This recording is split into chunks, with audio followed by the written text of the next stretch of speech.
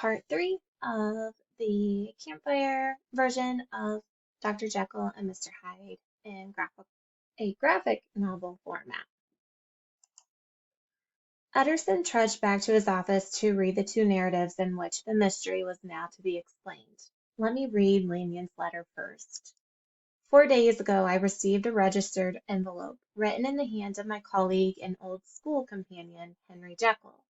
I was surprised, for we were not used to corresponding with each other. The contents increased my wonder. This is how the letter ran. Dear Lanyon, you are one of my oldest friends. My life, my honor, my reason are all at your mercy. If you fail me tonight, I am lost. I want you to postpone all other engagements for tonight, to take a cab and drive straight to my house. Bring the letter along. Poole, my butler, has his orders. You will find him waiting for your arrival. With a locksmith, the door of my cabinet should be forced open, and you must go in alone. Open and draw out with all its contents as they are, the fourth drawer from the top. You will know the right drawer by its contents: some powders, a vial, and a paper book. I beg you to carry this drawer back with you to Cavendish Square, exactly as it is. You should be back soon after receiving this, long before midnight. At midnight, be alone in your consulting room. Admit a man who will present himself in my name into the house yourself, and place that drawer in his hands. Then you will have played your part and earned my gratitude completely. I am confident that you will not play with this appeal, but my heart sinks and my hand trembles at the thought of such a possibility. Knock, knock. Serve me, my dear Lanyon, and save your friend H.J. Henry Jekyll. If the night passes without event, you will know that you have seen the last of Henry Jekyll. Have you come from Dr. Jekyll? Yes. Have you got it? Have you got it? Come, sir, you forget that I don't know you yet. Please be seated. I'm sorry, Dr. Lanyon. I've come here at the request of your colleague, Dr. Henry Jekyll, on important business. There it is, sir. Oh, thank God. Yes, yes. And now will you be wise? Will you allow me to take this glass in my hand and go away from your house without further talk? Or are you too curious? Think before you answer, for it will be as you decide. I've done too many mysterious services to pause before I see the end. So be it. Look. Ah. Oh God. Ah. Hello, Hasty. What he told me in the next hour I cannot set on paper. I feel that my days are numbered and that I must die. I will say one thing, Utterson. That creature who crept into my house that night was on Jekyll's own confession, known by the name of Hyde and hunted for in every corner of the land as the murderer of Danvers Carew. Oh God, let me read Jekyll's letter now.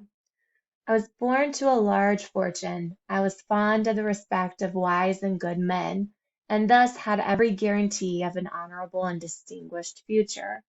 The worst of my faults was that I was merry, but I pretended to be grave in front of the general public. I hid my pleasures, and when I became older, I was already committed to a duplicate life.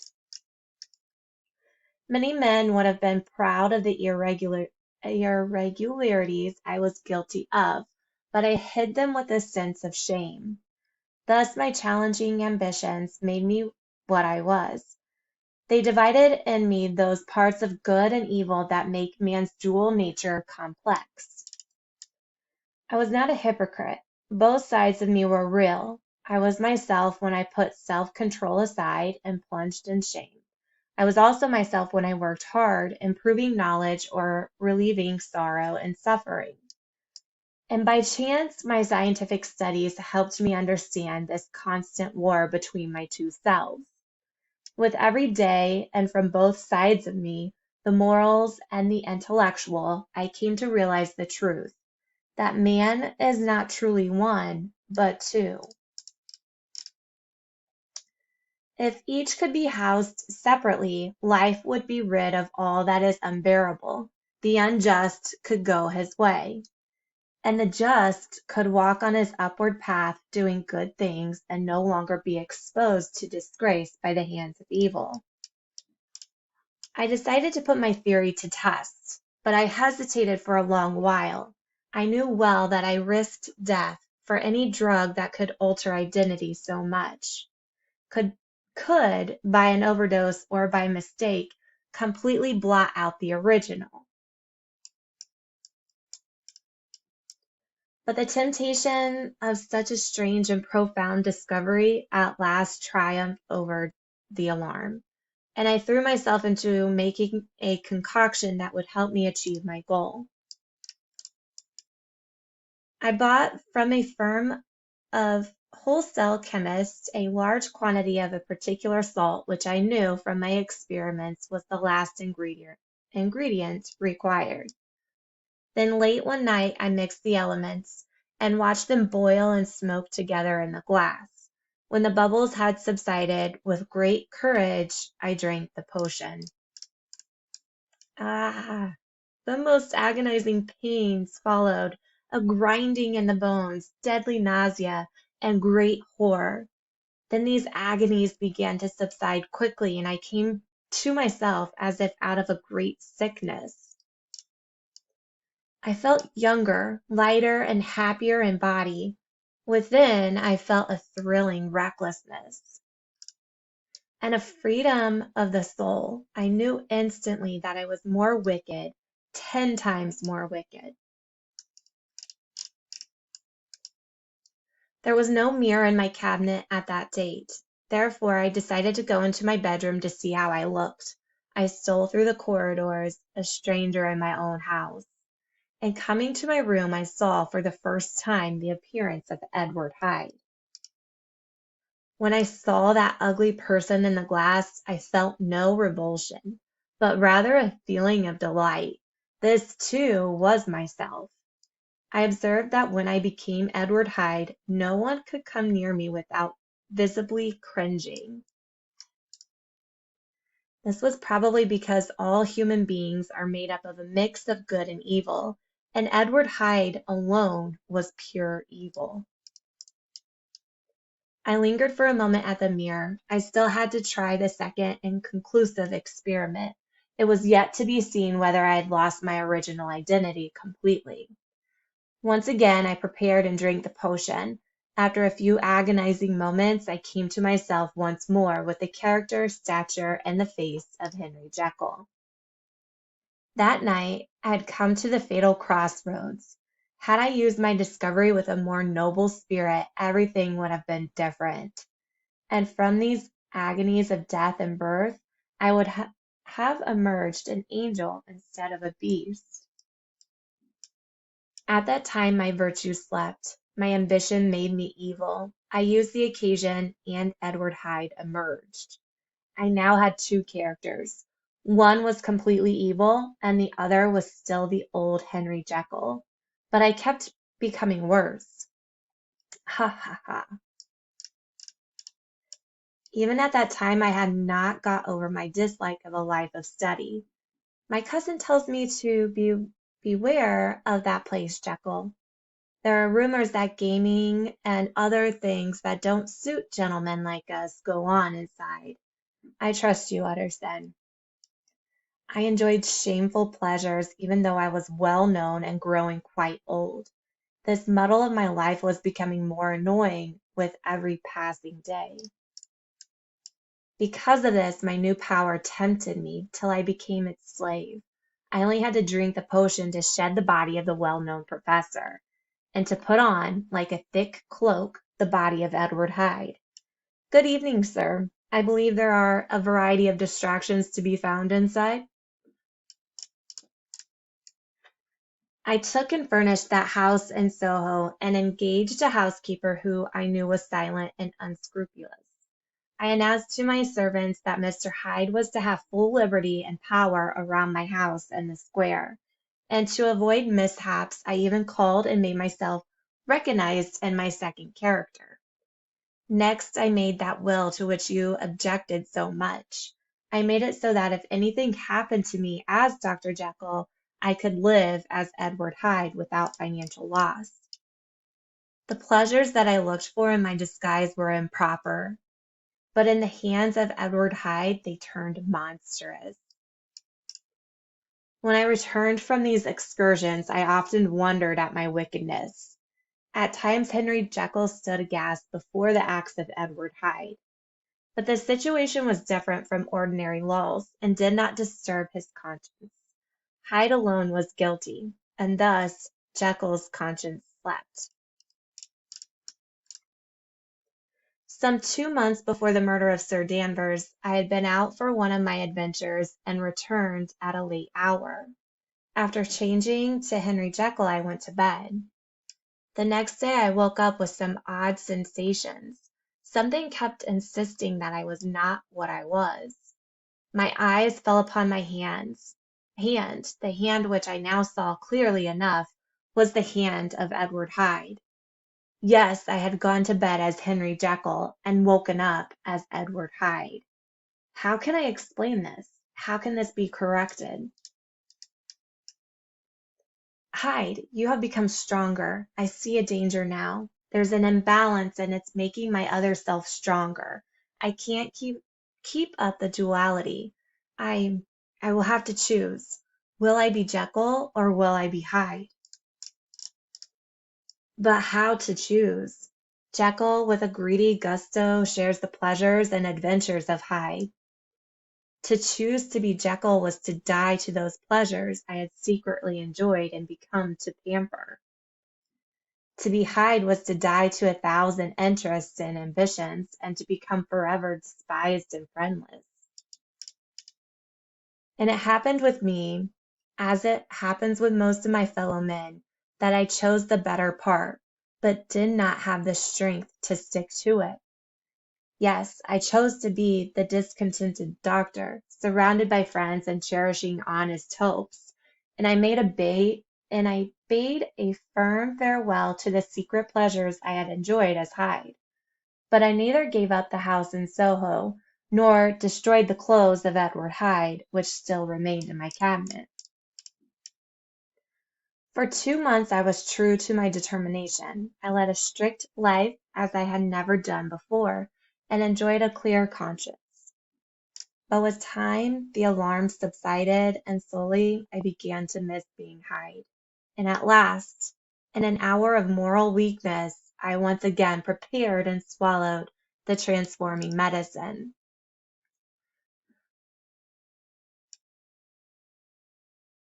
The devil in me had been long caged, and he came out roaring. I was conscious, even when I took the draught, of a more uncontrolled, a more furious love for wickedness. No sane man could have committed that crime upon such a trivial provocation. Sir, may I trouble you a moment? The moment that old man spoke to me, the spirit of hell awoke in me. Ah! With a cry of glee, I mauled the unresisting body, tasting delight from every blow. And in a fit of madness, I struck through the good man's heart with a cold thrill of terror. I fled from the scene at once, happy and trembling, my love for evil satisfied and inspired. May I trouble you, sir? Ha ha ha! No, no, you may not. I stand at your threshold sighing, as the cruel hours creep by, and the time is slowly dying that once too quickly did fly. To you, dead man, may you get some reward in return for the joy you have given me. Ah, it wasn't long before I realized what I had done. Oh God, what has Hyde done? What have I done? It was me. It was me. Hyde is me. I have done this. God forgive me.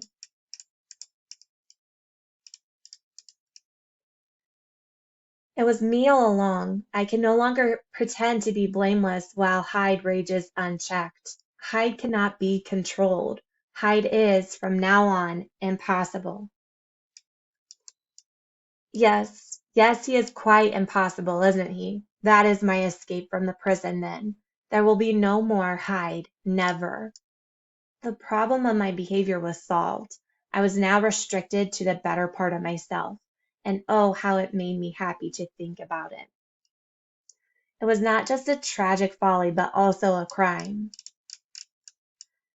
I think I was glad to have my better feelings guarded by the fear of being hanged. Jekyll was now my refuge. I knew that if Hyde peeped out even for an instant, the hands of all men would be raised to take and slay him. I decided to make up for the past in my future actions, and I can say with honesty that my determination was fruitful, but I was still cursed with my duality.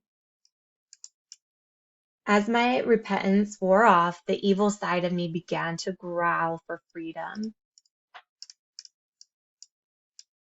There comes an end to all things, and this short surrender to evil finally destroyed the balance of my soul. It was a fine, clear January day, wet under the feet where the frost had melted, but it was cloudless overhead. The Regent's Park was full of winter sounds and spring odors.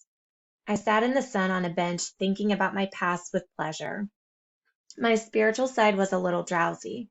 I know it would repent soon, but it wasn't yet inspired enough to begin. After all, I am like my neighbors. In fact, in some ways, am I not better? Oh, and at the very moment of that thought, uneasiness came over me, a terrible nausea, and the most deadly shuddering. These passed away and left me faint. Then, as the faintness subsided, I began to be aware of a change in my thoughts, a greater boldness and contempt of danger. I was once more Edward Hyde. A moment before I had been confident of everybody's respect. I was wealthy and well loved. Someone was laying the cloth for me in the dining room at home, and now I was the common prey of mankind, hunted, houseless, and a known murderer. Stopping a passing carriage, I drove to a hotel in Portland Street, where Hyde rose to the importance of the moment. My drugs were in my cabinet. How was I to reach them? To Poole to Dr. Hasty, Lanyon. I was still able to write in my own handwriting, so I wrote and sent instructions to Lanyon and Poole. Hello, Hasty. When I came to myself at Lanyon's, the horror of my old friend perhaps affected me a bit. I looked back upon these hours with disgust. I returned home, relieved but shaken. I still hated and feared the thought of the brute that slept within me, and I had not forgotten the terrible dangers of the day before. But I was once more at home. I was walking leisurely across the court after breakfast, drinking the chill of the air with pleasure, when I was seized with those indescribable sensations again that announced the change. Ah! I had just enough time to gain the shelter of my cabinet before I was once again raging and freezing with the passions of Hyde. It took a double dose to bring me back to myself. From that day, only by great effort and only under the influence of the drug was I able to become Jekyll. At all hours of the day and night I would shudder, and above all, if I slept, or even dozed for a moment in my chair, it was always as Hyde that I woke up. My provision of the salt, which had never been renewed since the first experiment, began to run low. I sent out for a fresh supply and mixed the draught. The bubbles followed, and the first change of color happened, but not the second. I drank it, and it was ineffective. You will learn from Poole how I had London ransacked, but in vain, and I now think that my first supply was impure. It must have been that unknown impurity that made the draught effective. I became a creature eaten up and emptied by fever, weak both in body and mind, and solely occupied by one thought, the horror of my other self. Hyde's powers seemed to have grown with Jekyll's sickliness, And certainly Jekyll and Hyde equally hated each other. Jekyll could not escape the horror that was within him, a horror he could feel always struggling to come out and seize control. The hatred of Hyde for Jekyll was different. His terror of prison drove him to become the weak Jekyll, to avoid capture by the police. About a week had passed. I am now finishing this statement under the influence of the last of the old powders. This is the last time that Henry Jekyll can think his own thoughts, or see his own face in the glass. Nor must I delay bringing my writing to an end, because my narrative has survived only due to good luck. If I change back into Hyde again as I am writing it, he will tear it into pieces. Half an hour from now, when I will again and forever become that hatred person, I know how I will sit shuddering and sobbing in my chair, or continue to pace up and down this room fearfully and listen to every sound. Will Hyde be hanged? Or will he find courage to release himself at the last moment? This is my true hour of death, and what will follow concerns someone else, not me. Henry, dear God, Henry, you and Hyde? Here then, as I put down the pen and go on to seal up my confession, I bring the life of that unhappy Henry Jekyll. Goodbye, Jekyll, Dr. Jekyll, you fool. To an end.